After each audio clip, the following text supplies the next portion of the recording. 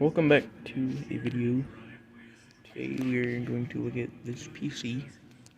Chunky PC. Small, heavy, 20 pounds ish of that. Quite hefty for a PC of this size. Very cool streamlined case. I really like it.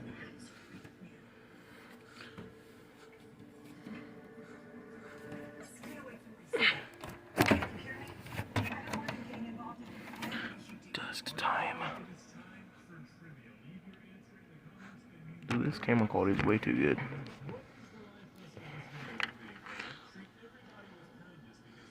This thing's gross right there. HP Pavilion a810n AMD 64 Anthlon Windows XP Home Edition. Little sliding tray for all your smart media, compact flash disk, MMC SD, MS Pro, USB jack, headphone in, headphone out, microphone, firewire, USB.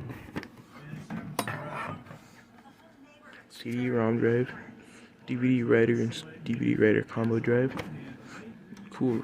Normally the buttons would be in the drives. These are on the outside, which is kind of cool.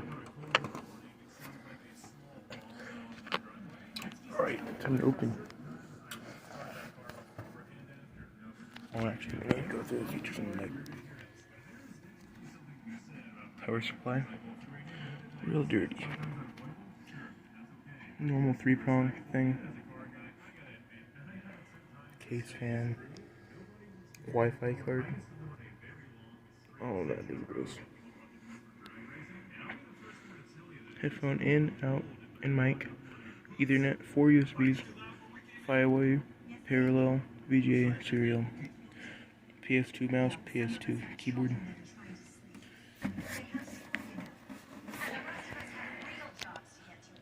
Normal case screw kind of thing.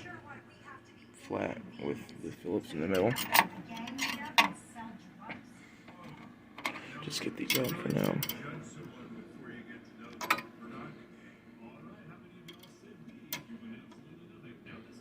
These are really annoying because they're in like the internal case. And then when you get them out of the internal case, you gotta kind of pull them out and unscrew them because they're in the external case too. It's really annoying.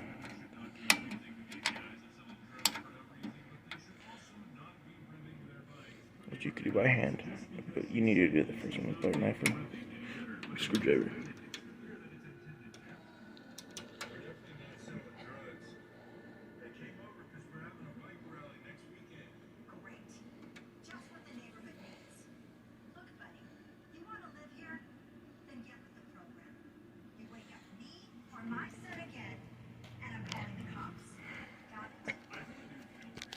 I need 2 hands for this.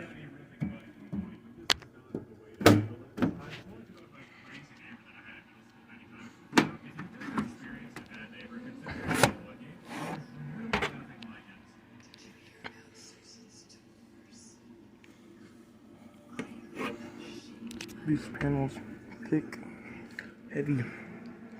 Like, not that thick, but they're heavy.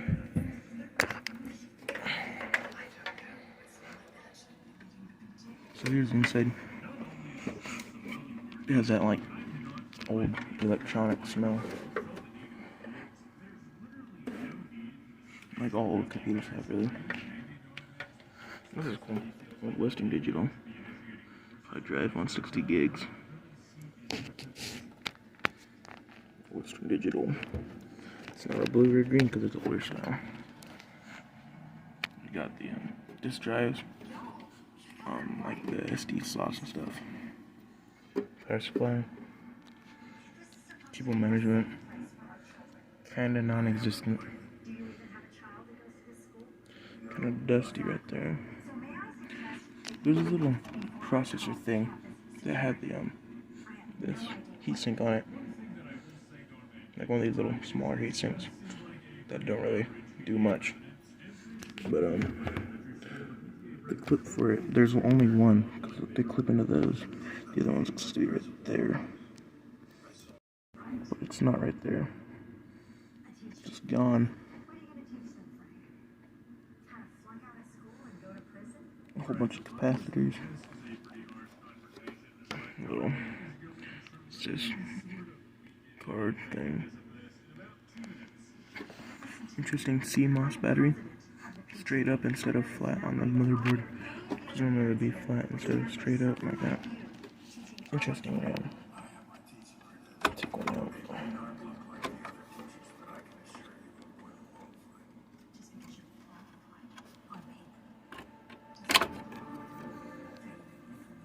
Some weird type DDR-SD. Almost looks like a laptop RAM. It's probably not gonna show the words. I had to turn off my flash. Lighting's about to get really bad. Apparently you can't while recording, so oh, you can kind of read that. MTV. Country of origin, Puerto Rico.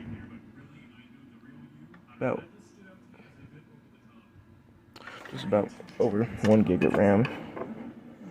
It's not good at all. It's good for the time. 2005, I think. Quite good back then. I had another one from like 2005 that only had like 400, it had like 500 megabytes, which is like nothing. This processor is probably the coolest part of this entire thing.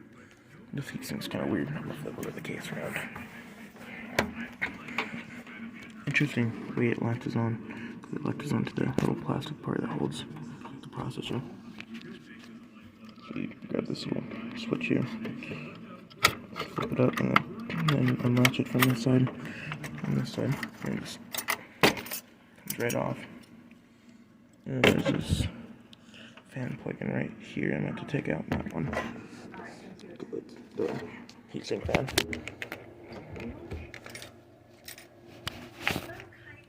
Don't make the mistake of putting it down thermal paste size on sheets.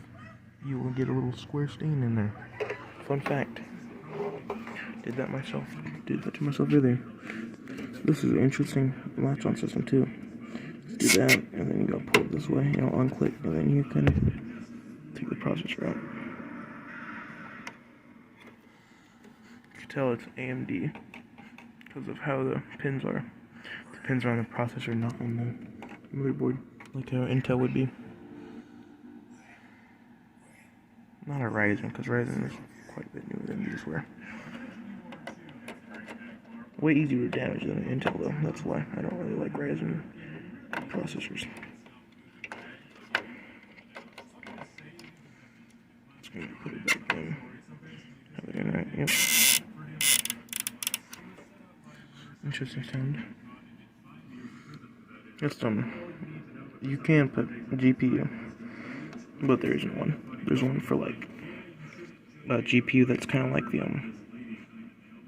GT X1080 Ti's. I have one of those. They're not very good. 1080 Ti's. They run okay, but mine kind of crapped out. It stopped working in like a month or two. I can't find out why. I have like a clone of a Dell Optiplex kind of piece of crap thing. Then I got another full-size computer here. It's really cool looking, especially in the case. The hard drive's in a weird spot though. Normally they'd be like straight out, like on a rack. That's the easiest way to do it. Or if you have like an Octiplex, like one of them little thin Dell things, it could be right here. Usually instead of in CD drives, and have a little thin CD drive, not that thick, not these huge ones that are like this thick. Still has ribbon cables. It's old. Didn't use it that much anymore. RAM, all the capacitors. That old thermal paste. That thermal paste is still kind of liquidated. Someone probably put some on there. But when you turn it, I already plugged it and turned it on. It doesn't really work. It will put just green lines on the screen. So you plug into a monitor to show green lines up on the screen. So I couldn't get it to work.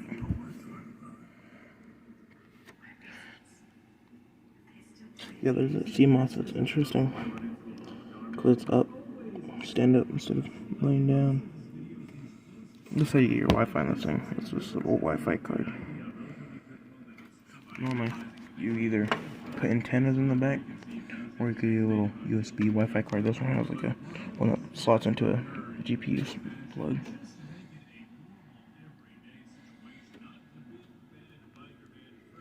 Right, let's put this back together. So what I like to do is this heatsink's interesting shape too.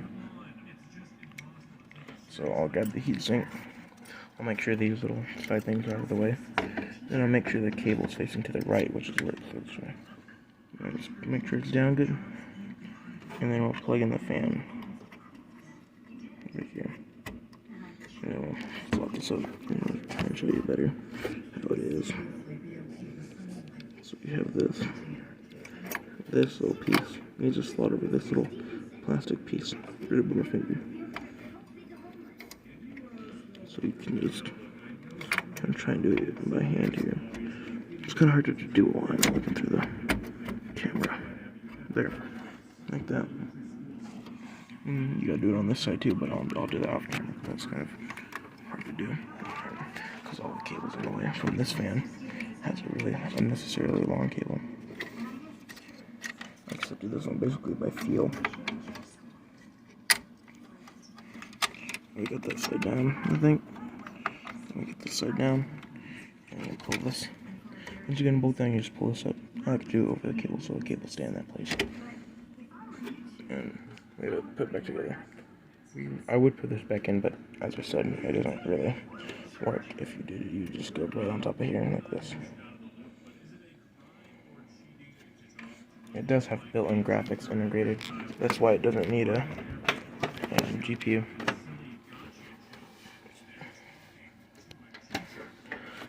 I'm gonna turn this off for a minute. I'll turn it back on when I get to the plug. When I get it plugged in.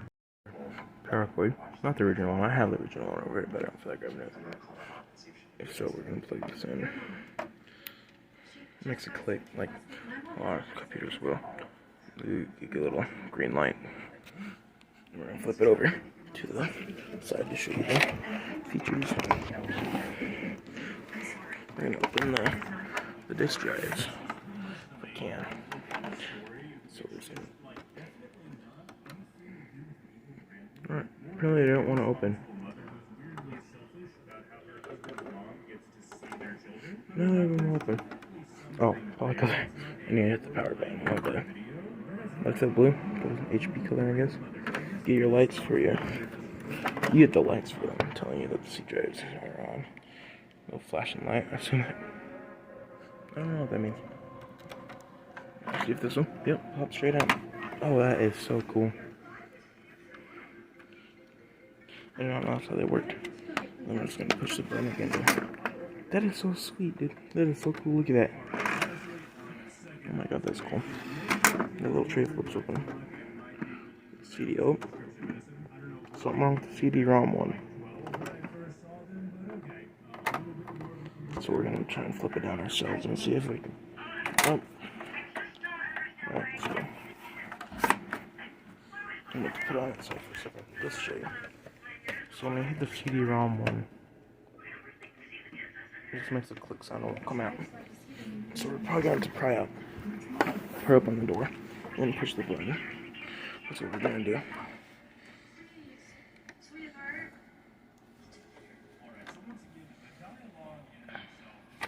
So we're just going to grab this right here. I need to grab my butter knife.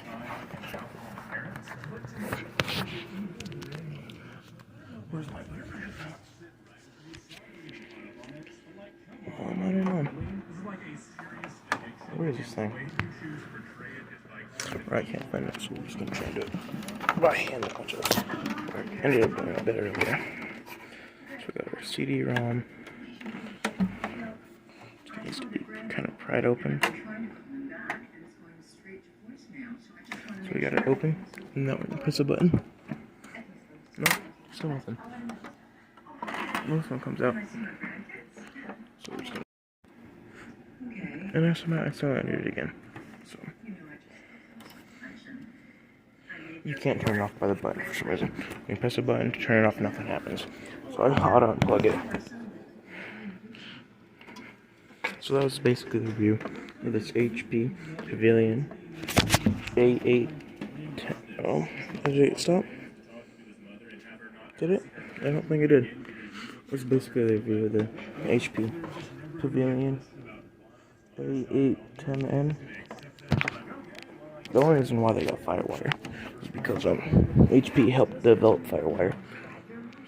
Even though it's an Apple thing, HP helped to develop it.